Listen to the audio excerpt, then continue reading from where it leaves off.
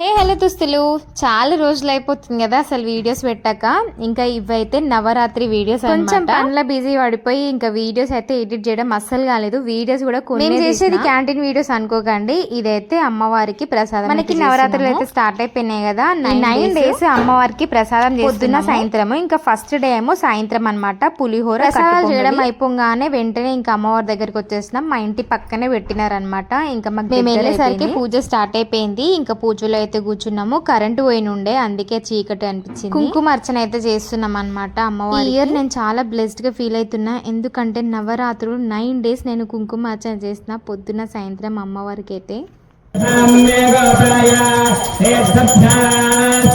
First day అమ్మవారు బాల త్రిపుర సుందరి కదా, మంచిగా దర్శనం అయితే చేసుకొని కొద్దిసేపు ఇంకా ప్రసాదం అయితే తీసుకున్నాము. ప్రసాదం వచ్చేసి కట్టు పొంగలి. ఇంకా మీరైతే లైక్ చేసి సబ్స్క్రైబ్ చేసుకోవడం అస్సలు మర్చిపోకండి. ఉంటాం అలా, బాయ్.